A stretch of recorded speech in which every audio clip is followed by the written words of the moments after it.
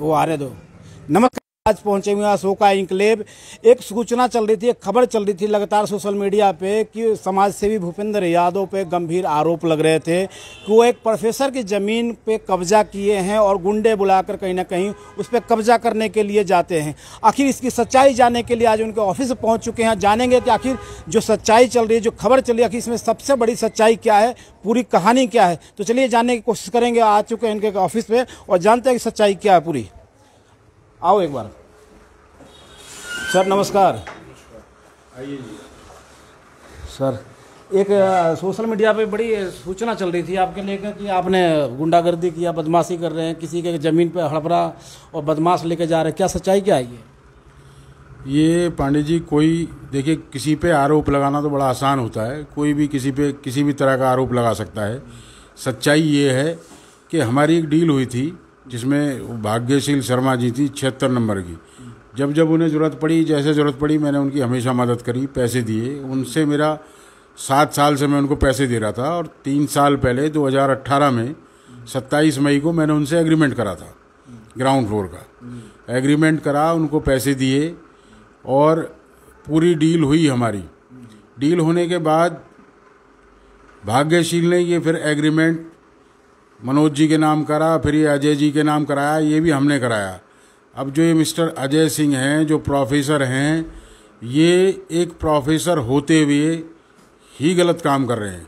क्योंकि मैं इनसे मिला, मैं इनके पास गया, मैंने कहा जी प्रोफेसर साहब, जो हमारा आपका लेन देन है, आप हमसे पेपर लीजिए, हमारे पैसे दीजिए। इसमें हमारे पैसे ग्राउंड फ्लोर वाली जो आंटी थी 15 लाख हमने उनको दिए, सेकंड फ्लोर वालों को दिए 15 लाख रुपए और 190 की हमारी डील थी। प्रोफेसर साहब पे हमारे 40 लाख रुपए निकलते हैं और 15-15 30 लाख रुपए उन दोनों फैमिली पे निकलते हैं, जो एक ही परिवार है, देवदत्त शर्मा। अभी तक मिला नहीं आपके पास? बिल्कुल नहीं मिला है। मेरे पास सिर्फ 6 लाख रुपए आए हैं। इससे में से 5 जो हैं वो पार्टी के पास पहुंचे, 1 लाख रुपए मेरे पास आया। अब मेरे 70 लाख रुपए मर रहे हैं तो मैं उस पर कोई कार्रवाई नहीं करूंगा। मेरे घर के परिवार के यार दोस्त हैं। नहीं, आप कोर्ट भी जाते हैं, समन भिजवाते हैं, सीपी ऑफिस में भी आप जाते हैं, जगह जगह पर सरकारी महकमा के पास जाते, फिर भी आपको न्याय नहीं मिलता और आप पे उल्टा ही गंभीर आरोप लग रहा है कि आप गुंडे बदमाश ले जाके कब्जा करने जाते हैं। कि आगे क्या मामला क्या है पूरा ये कि आप खुद न्याय के लिए दर दर भटकते हैं, कोर्ट का चक्कर लगाते हैं, वहाँ पे अपना जाते हैं, फिर सीपी ऑफिस जाते हैं। कि वजह क्या है ये? देखिए, वजह जब आदमी को न्याय कोई सुनवाई नहीं होती है, न्याय लेना होता है, न्याय चाहिए होता है, तो आदमी अपनी कोशिश करता है। भाई मैं सीपी ऑफिस भी गया, सीपी ऑफिस में मैंने कंप्लेंट दी। Complaint DCP office, ACP office होते हुए एसएचओ थाने में आई। तो कंप्लेंट में एसएचओ साहब ने भी पढ़ा है, सबने पढ़ा है, सबने कंप्लेंट को देखा है। और हम मैं 4 बार इन प्रोफेसर साहब के पास गया जो आज मेरे पे आरोप लगा रहे हैं कि भाई मैं गुंडे लिया है, ये लिया, जबकि मेरे अपने घर के और अपने ही लोग हैं जिनको मैंने बैठा के, मैं ये नहीं है, मेरे को तो वो जो आंटी थी वही कब्जा दे के। डील तो आप करवाए, सारा कुछ मिलवाने का काम आपने किया, तो फिर इस तरह की कैसे बातें निकल के आएगी? वो आपके अगेंस्ट क्यों खड़े हो गए फिर? मैं बताता हूँ आपको। भाई वो उनको दरअसल क्या लग रहा है कि भाई ओरिजिनल फाइल हमारे पास है, ओरिजिनल एग्रीमेंट हमारे पास है। ये जो प्रोफेसर साहब थे और जो सेलर थे, ये सब मिल गए आपस में। चैन पूरे आपके पास थी? चैन हमारे पास है, आज भी ओरिजिनल चैन हमारे पास है, ओरिजिनल एग्रीमेंट भी हमारे पास है। कोई भी डील होती है तो उसमें जब आदमी पैसे देता है, लेता है, तो पुराने कागज लेता है और एग्रीमेंट को फाड़ देता है। तो हमने एग्रीमेंट सिर्फ कैंसिल कराया था। हमने बैंक लोन हमने दिया, बैंक से हमने क्लियर कराया, उनको पैसे हमने दिए, तो हमारे 70 लाख रुपए फंस गए। और ये जो प्रोफेसर साहब हैं, इतने ईमानदार, सच्चे और अच्छे बन रहे हैं, जो कि बेईमानी कर रहे हैं, सरासर साफ बेईमानी कर रहे हैं। मैं इनके पास 4 बार गया, मैंने कहा प्रोफेसर साहब इस मामले को निपटा लो, हमसे ओरिजिनल फाइल लो, हमारे पैसे दो, हिसाब क्लियर करो और अपने लो। तो वो उनको लालच आ गया। जो डील आपके साथ हुई उस डील को कैंसिल करके अपने मन से कैंसिल कर दिए और डायरेक्ट पार्टी से मिलकर वहां पे अपना शॉर्टकट करने के चक्कर में लग गए। 3 तारीख को एग्रीमेंट खत्म होता था, 5 तारीख को इन्होंने रजिस्ट्री करा ली। हम भी किसी से कोई भी लेन देन करेगा तो उसको टाइम तो देगा। और जब हमने इनको बोल रखा था कि भाई अब मैं इनके घर गया हूँ पर्सनली, एक नहीं 4 बार गया हूँ, मैंने कहा प्रोफेसर साहब फाइल ले लो और कागज, पैसे हमें दे दो और हमसे कागज ले लो। इनको लालच आ गया कि पवन शर्मा नाम का है एक, वो डील करता है, साईं प्रॉपर्टी वाला, उसने पता नहीं क्या लालच दिया, क्या इनको पट्टी पढ़ाई, और वो जो है अपने उन्होंने सोचा 40 लाख ये मारो, 30 लाख तुम्हें देने की क्या ज़रूरत है। दोनों पार्टियां मिल गई, बगैर कागज़ों के चुपचाप रजिस्ट्री कराए, और हमें बाद में पता लग रहा है। मैंने इनसे जाके बातचीत भी करी, फिर वो जो आंटी थी उनसे वो कब्जा मुझे दे गई थी। मैं अपना काम वाम करा रहा था, उसमें मेरा पेंट वेंट का काम चल रहा था। तो आज आके धमकी वमकी देने लगे। फिर वो पवन शर्मा कहने लगा मैं ऐसा कर दूंगा वैसा कर दूंगा। थाने में बात हुई तो थाने में भी उन्होंने कहा इस तरह की, भाई मैं देख लूंगा आपको फलाना ढिमका। यानी आपका पैसा देना नहीं चाहते वो लोग? नहीं देना चाहते। पैसा दे दें, आज मामला निमटता है। भाई हिसाब क्लियर करें। हिसाब तो बाप बेटे का भी होता है पांडे जी, हिसाब में कोई दिक्कत थोड़ी नहीं है। बाप हो बेटा हो, हिसाब तो बाप बेटे का भी होता है। तो हिसाब करें मेरे से, तो आज कर लें, कल कर लें, परसों कर लें, जब करते हैं मेरे से ले लें। मुझे क्या दिक्कत है, मुझे लालच नहीं है किसी बात का। लालच वो कर रहे हैं, 30 लाख वो मार रहे हैं मेरे, 40 लाख ये मार रहे हैं, और प्रोफेसर बन रहे हैं, ईमानदार बन रहे हैं, सच्चे बन रहे हैं, जबकि सबसे बड़े बेईमान ये हैं। मैं एक सामाजिक आदमी हूँ।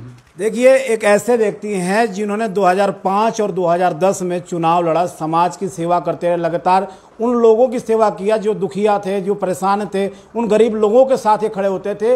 लेकिन आज इन पे इतना बड़ा गंभीर आरोप लग रहा है कि ये किसी व्यक्ति की कोई प्रोफेसर है जिनके प्रॉपर्टी पे जाके कब्जा कर रहे हैं। कितनी सच्चाई हो साहब, आप सुन रहे हैं, आप देख भी रहे हैं, क्योंकि ये साफ कह रहे हैं कि मेरे 70 लाख रुपए उन पे हैं, वो 70 लाख रुपए वो देने से इनकार कर रहे हैं। उल्टा वो इन पे धमकी दे रहे थे। इसके बाद ये थाने पहुंचे। पूरा क्या मामला है वो भी जानकारी करेंगे, जानने की कोशिश करेंगे। सर आगे क्या हुआ फिर?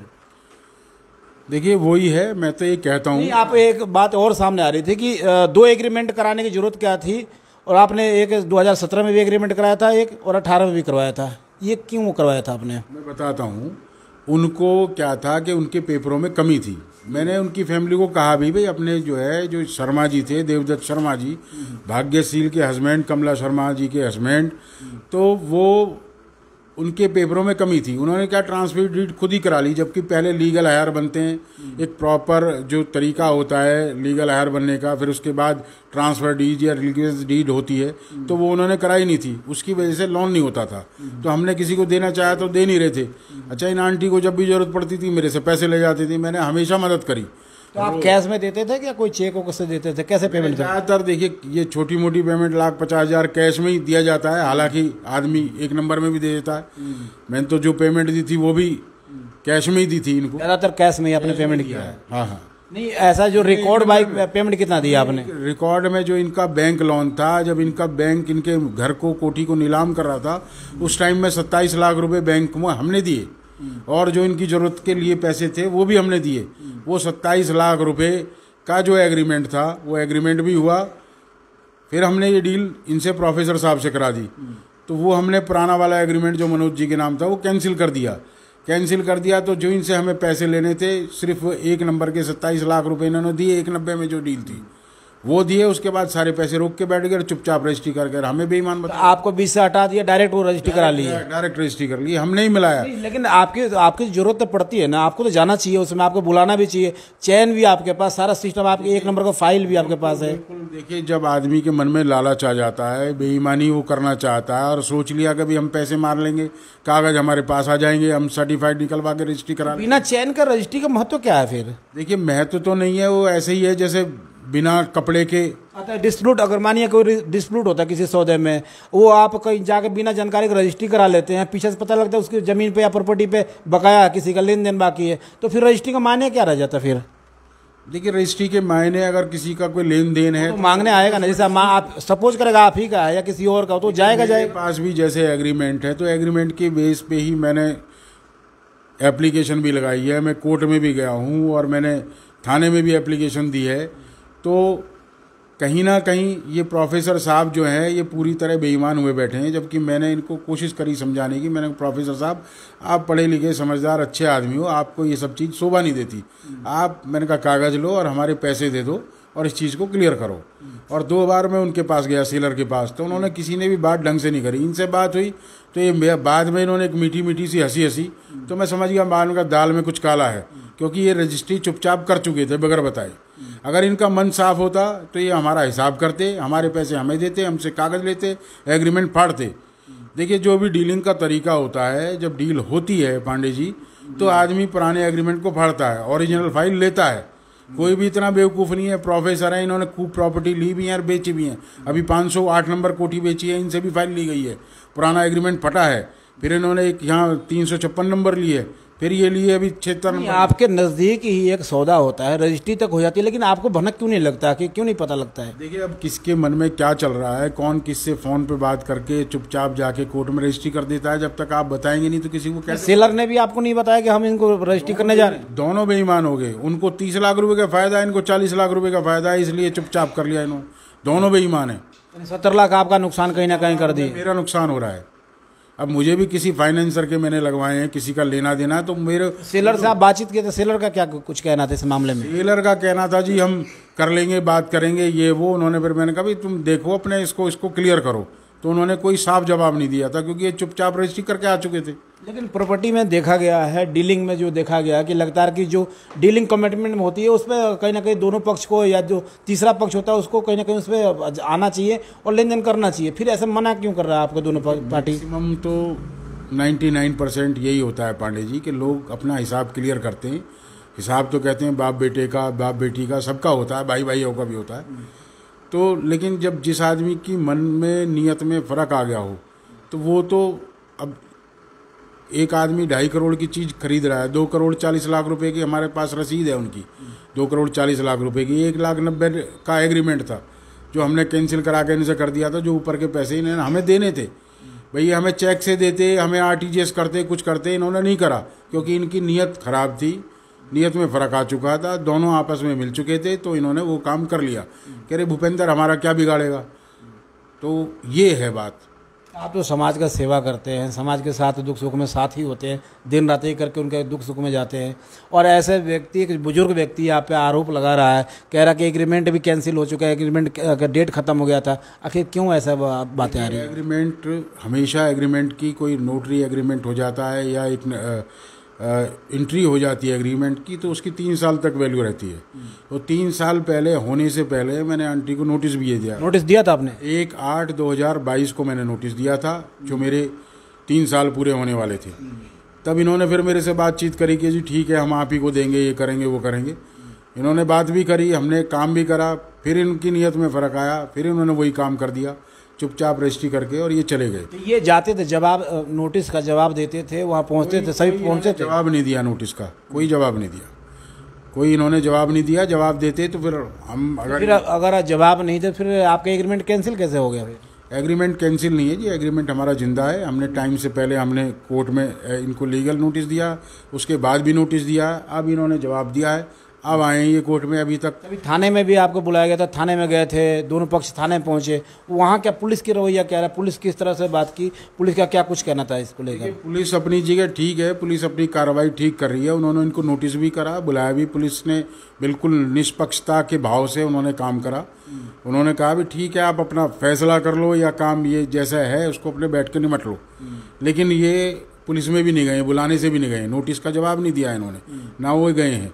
सिर्फ ये अजय सिंह अब जो हमने वो कराया, तो उसमें ये आज प्रोफेसर साहब वहाँ चले गए, लेकिन उससे पहले उनको फुर्सत नहीं थी जाने की, कहीं बात करने की, क्योंकि उन्होंने पेपर करवा लिया था। करवा लिए थे, आपकी कोई जरूरत नहीं थी। आज देखिए मैं आपको बताता हूँ, 2005 में मैंने इलेक्शन लड़ा, 2010 में मैंने लड़ा।